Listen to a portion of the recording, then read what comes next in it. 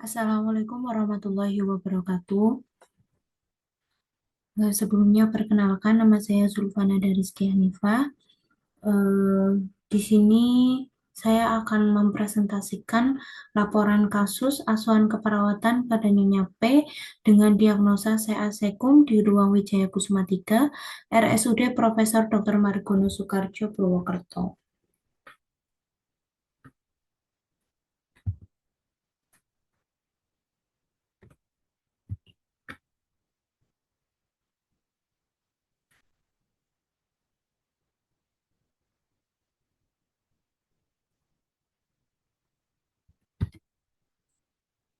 Untuk keluhan utamanya, pasien mengatakan nyeri pada bagian perut dan nyeri pos OP.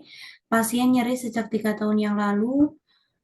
P-nya nyeri terasa bergerak, Q-nya nyeri seperti diremas-remas, R-nya nyeri di bagian perut, S-nya skala nyeri 5, T-nya hilang timbul.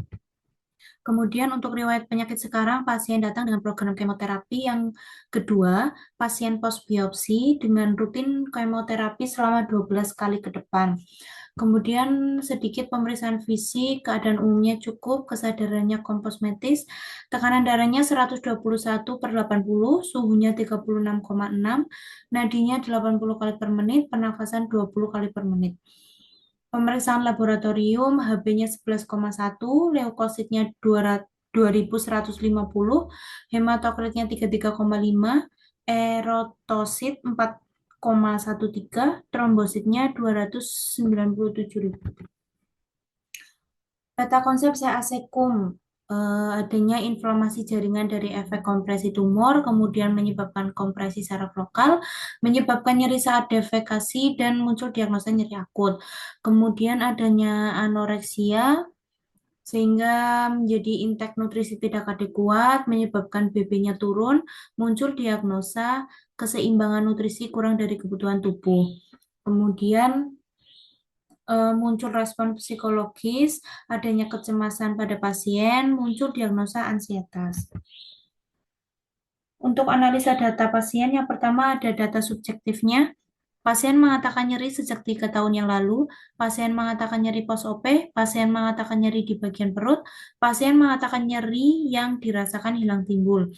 Kemudian data objektifnya, pasien tampak meringis, menahan rasa nyeri, P-nya nyeri terasa saat bergerak, Q-nya nyeri seperti diremas-remas, R-nya nyeri di bagian perut, skala nyerinya 5, untuk T-nya nyeri hilang timbul. TTV tekanan darahnya 121/80, suhunya 36,6, nadinya 80 kali per menit, pernafasannya 20 kali per menit, SPO-nya 96. Kemudian muncul masalah keperawatan, yaitu nyeri kronis berhubungan dengan infiltrasi tumor. Kemudian untuk data subjektif yang kedua, pasien mengatakan mual saat pos kemoterapi, pasien mengatakan merasa ingin muntah. Data objektifnya, pasien tampak lemas, pasien sedikit lemas. Muncul diagnosa keperawatan nausea berhubungan dengan efek agen farmakologis atau efek kemoterapi.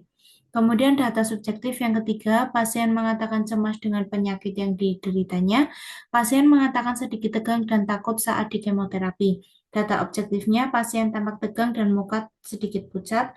Muncul diagnosa keperawatannya ansietas berhubungan dengan krisis situasional. Kemudian ada intervensi keperawatan dengan diagnosa yang pertama, nyeri kronis berhubungan dengan infiltrasi tumor. Intervensinya yaitu manajemen nyeri, observasinya identifikasi lokasi, durasi, karakteristik, frekuensi, kualitas, integritas nyeri, kemudian identifikasi faktor yang memperberat dan memperingan nyeri. Terapeutiknya berikan teknik non-farmakologis untuk mengurangi nyeri. Edukasinya jelaskan strategi meredakan nyeri, ajarkan teknik non-farmakologis untuk mengurangi nyeri. Kolaborasinya yaitu dengan pemberian analgetik. Untuk diagnosa kedua, nausea berhubungan dengan efek agen farmakologis. Intervensinya manajemen mual, observasinya identifikasi pengalaman mual, identifikasi dampak mual terhadap kualitas hidup, identifikasi faktor penyebab mual, monitor mual. Untuk terapeutiknya, kendalikan faktor lingkungan penyebab mual, berikan makanan dalam jumlah kecil dan menarik, berikan makanan dengan cairan bening, tidak berbau, dan tidak berwarna. Kemudian edukasinya, anjurkan istirahat tidur yang cukup, anjurkan makanan tinggi karbohidrat, kolaborasi pemberian obat antiemetik jika perlu. Kemudian diagnosa yang ketiga yaitu ansietas berhubungan dengan krisis situasional. Intervensinya reduksi ansietas, observasi, identifikasi saat tingkat ansietas berubah, monitor tanda-tanda ansietas yang verbal dan nonverbal. Terapeutiknya ciptakan suasana terapeutik untuk menumbuhkan kepercayaan, temani pasien untuk mengurangi kecemasan, dengarkan dengan penuh perhatian, gunakan pendekatan yang tenang dan meyakinkan. Kemudian motivasi mengidentifikasi situasi yang memicu kecemasan. Edukasinya, informasikan secara faktual mengenai diagnosis, pengobatan, dan prognosis. Kemudian anjurkan keluarga untuk tetap bersama pasien jika perlu, latih teknik relaksasi, kolaborasi pemberian anti-ansietas jika perlu. Kemudian ada implementasi dan evaluasi.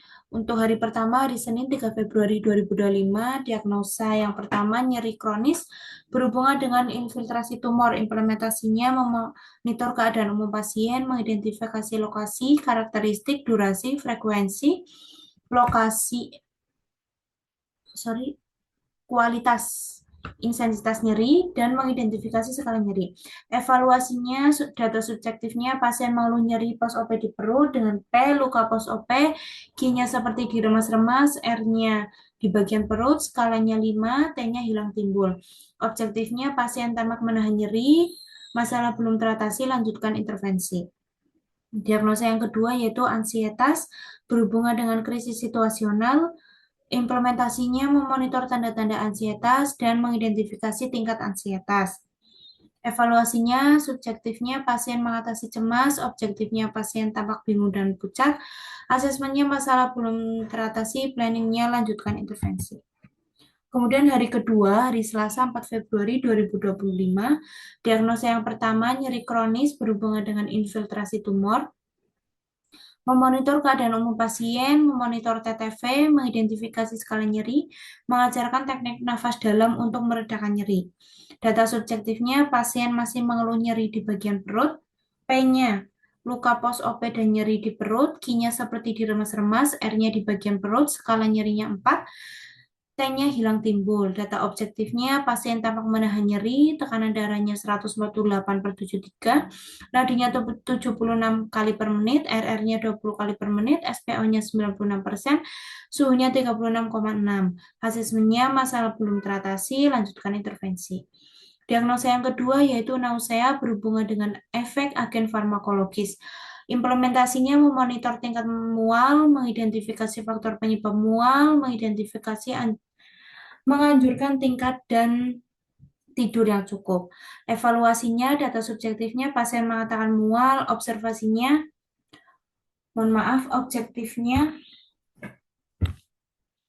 skor tingkat nausenya 15 atau mual sedang. Asesmennya masa belum teratasi, P-nya lanjutkan intervensi. Untuk diagnosa yang ketiga, ansietas berhubungan dengan krisis situasional. Implementasinya mengidentifikasi tingkat ansietas, memahami situasi yang membuat ansietas, melatih teknik relaksasi nafas dalam agar pasien lebih tenang. Kemudian evaluasinya, data subjektifnya, pasien mengatakan sedikit takut saat obat kemo diberikan, objektifnya pasien tampak tegang, asesmennya masalah belum teratasi, P-nya lanjutkan intervensi. Untuk hari Rabu, 5 Februari 2025, diagnosa yang pertama yaitu nyeri kronis berhubungan dengan infiltrasi tumor. Implementasinya yaitu memonitor keadaan umum pasien, mengidentifikasi skala nyeri. Evaluasinya, data subjektifnya pasien masih mengeluh nyeri, P-nya luka pos-OP, Q-nya seperti diremas-remas, R-nya di bagian perut, skalanya masih 4, T-nya hilang timbul. Data objektif, pasien tampak menahan nyeri, masalah belum teratasi, lanjutkan intervensi. Diagnosa yang kedua yaitu nausea berhubungan dengan efek agen farmakologis.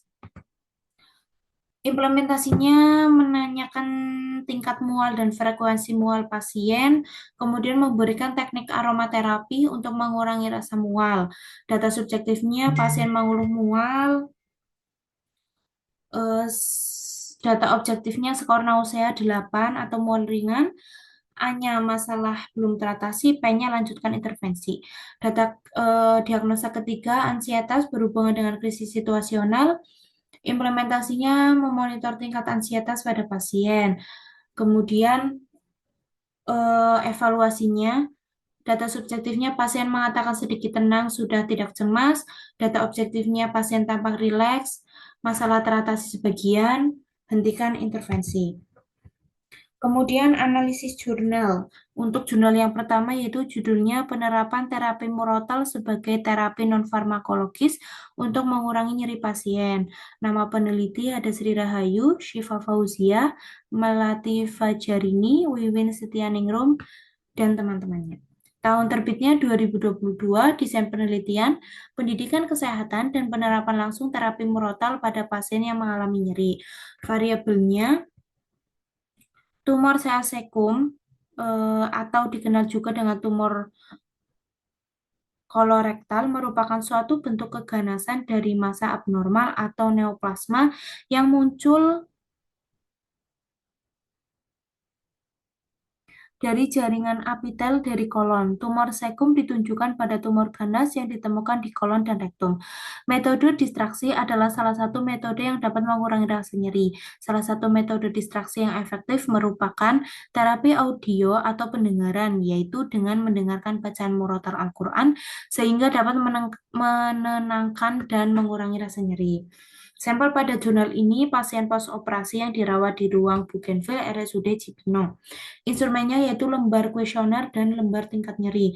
Analisisnya yaitu analisis pengaruh pendidikan kesehatan. Hasil penelitiannya menunjukkan bahwa evaluasi terhadap skala nyeri yang dirasakan oleh pasien sebelum dan setelah dilakukan terapi murotal sebagian besar menunjukkan menurun sejumlah 9 orang atau 75%. Skala nyeri yang dirasakan pasien mulai dari nyeri ringan sampai sedang. Skala nyeri yang tertinggi yaitu 7. Setelah dilakukan tindakan untuk menekan murotal, skala nyeri pasien menurun yang paling rendah yaitu 1.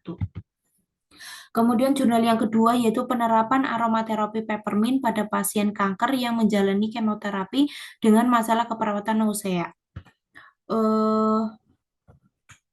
Penerbitnya Fadila Rahmi, Dendi Kaharista Wardah, dan Sarina Dewi. Tahun terbitnya 2024. Kemudian metode penelitian yang digunakan adalah desain deskriptif dengan pendekatan asuhan keperawatan berupa pengaplikasian pemberian aromaterapi peppermint. Kemudian variabelnya, kanker adalah sebuah penyakit di mana beberapa sel tumbuh di luar kendali dan dapat menyebar ke bagian tubuh lainnya. Miliaran sel terdiri dari sel manusia dan dalam kondisi normal, sel berkembang biak melalui proses pembelahan sel, di mana sel tua atau rusak digantikan oleh sel baru. Aromaterapi merupakan salah satu terapi yang dapat meningkatkan kesejahteraan fisik, mental, dan emosional.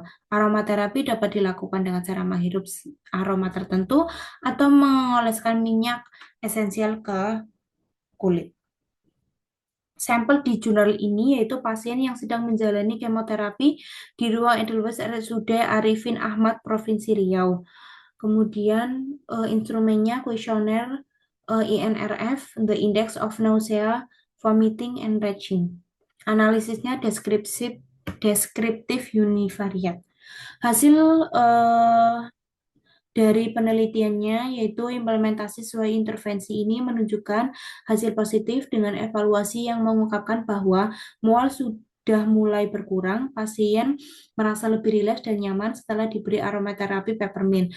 Dan skor mual pada pasien pertama adalah 6 atau kategori ringan, setelah pada pasien kedua adalah 5 atau kategori ringan. Analisis inovasi keperawatan dari penerapan aromaterapi peppermint menunjukkan adanya penurunan skor frekuensi mual dan muntah pada kedua pasien setelah diberikan aromaterapi peppermint. Terima kasih. Mungkin sekian presentasi dari saya. Kurang lebihnya mohon maaf. Wassalamualaikum warahmatullahi wabarakatuh.